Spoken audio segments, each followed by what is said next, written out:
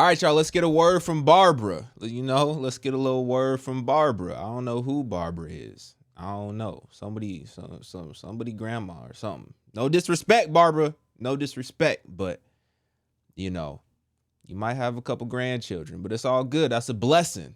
That's a blessing. But look, Barbara got a little word for us. I saw this video. It was on TikTok. Had a lot of likes.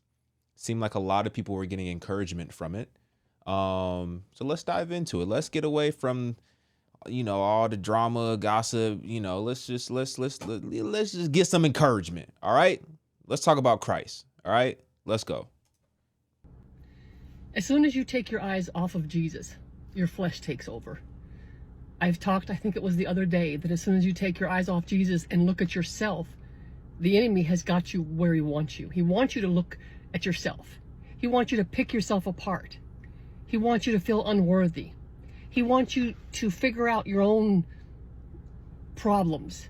He wants you to answer your own questions. He doesn't want you to look to Jesus for these things. Because with Jesus, you're going to get the perfect answer, right? You're going to get wisdom. You're going to get direction. You're going to get comfort. You're going to get anything you need from him. But when you look at yourself, the enemy's got you.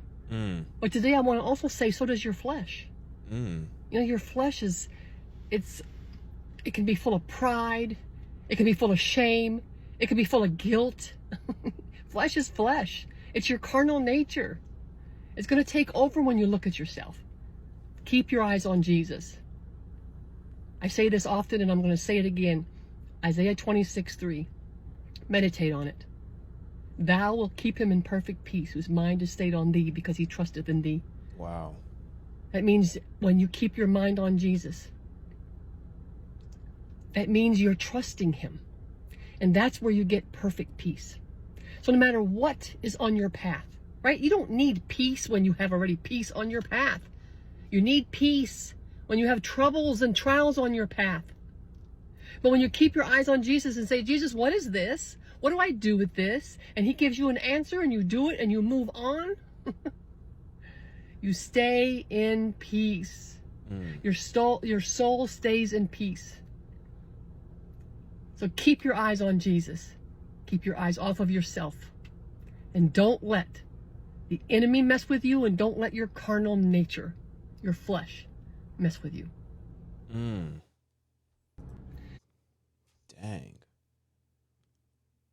That was a word from Barbara.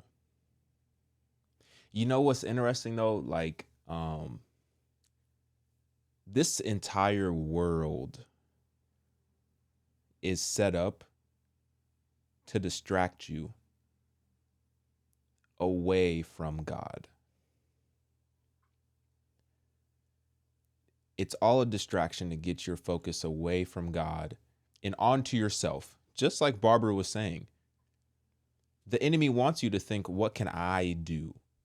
How can I be better? How can I overcome this situation? How can I figure out a situation? How can I get out of this?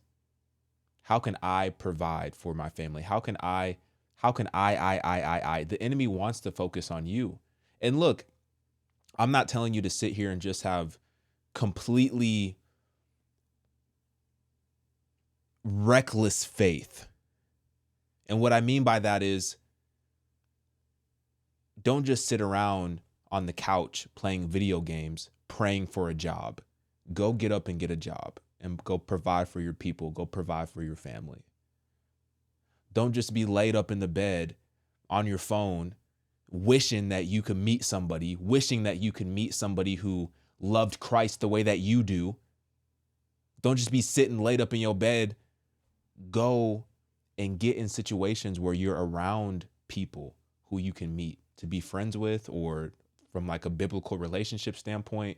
Don't just sit here with just completely reckless faith. Like, you got to walk it out a little bit. You got to take some action.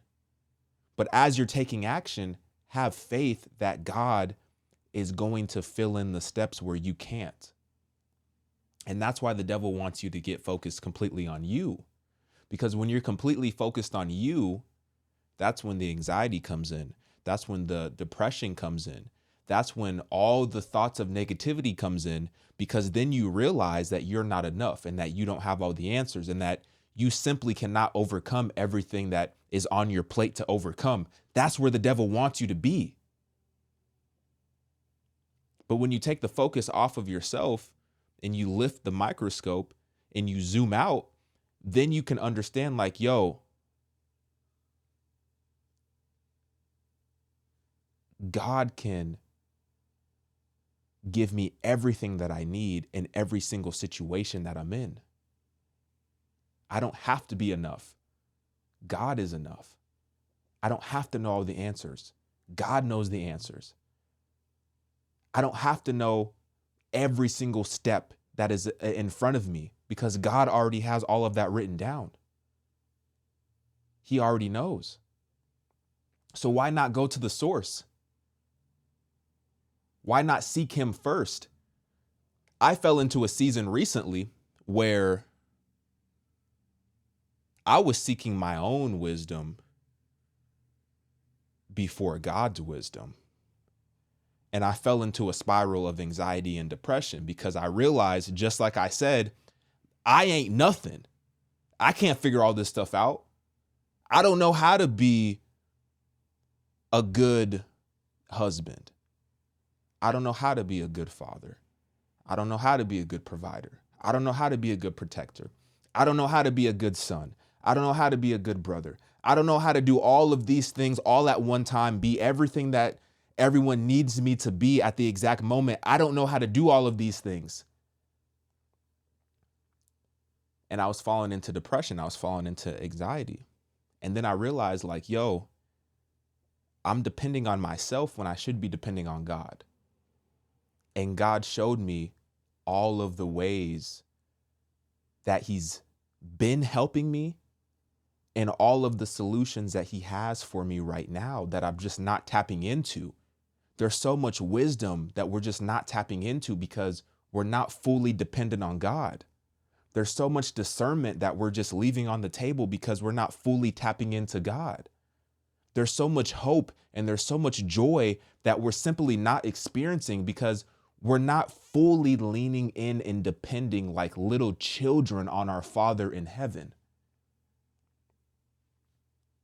When the Bible says to have childlike faith, just imagine a child and the amount of dependence that they have on their parents.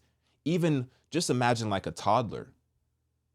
If a toddler did not have a loving parent, they would literally not survive. How are they going to eat? How are they going to change themselves? How are they going to just get water? How are they going to go to the grocery store? How are they going to do anything? How are they going to pay the light bill? How are they going to pay the trash bill, the sewage bill? How are they going to do anything? They depend on their parents. Even though we're adults, we have to tap into that same childlike dependence when it comes to God. We got to lean on God and we have to put him in his proper place. And what I mean by that is like sometimes, whether we know it or not, we are not putting God in his proper place in our life. His proper place is Lord. His proper place is King. His proper place is ruler of the entire universe, who knows all things, who has access to all things, who lacks nothing, who is all loving, who has everything that we need and more, and who freely wants to give it to us because he loves us. We're not tapping into that. And I think it's because we're so distracted, because there's just so many distractions. It's like once you get yourself away from one distraction, it's like a whole nother distraction opens up.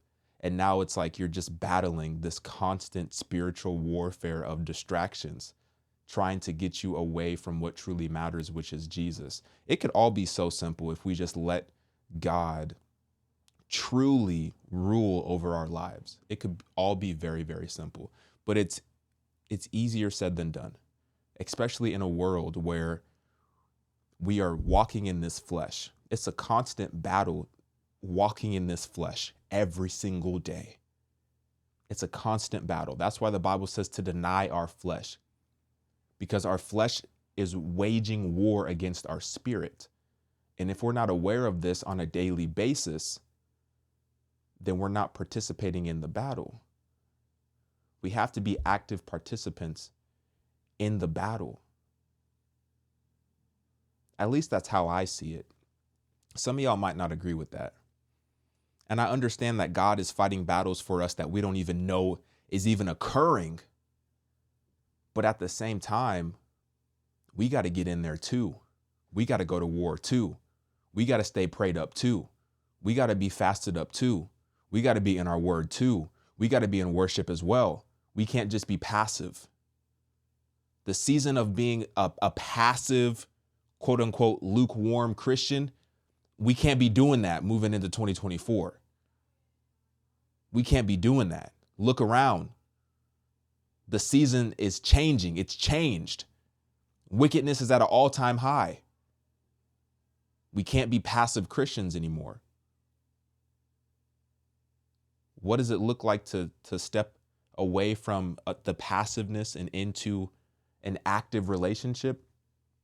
It's actually really simple. Just go to your Father with everything. Cast all of your cares onto him. Cast all of your cares onto him. It could be as simple as that. It could be as simple as that. So shout out to Barbara for the encouragement. Let me know what y'all think. Like this video, get in my comments. I'm out, y'all.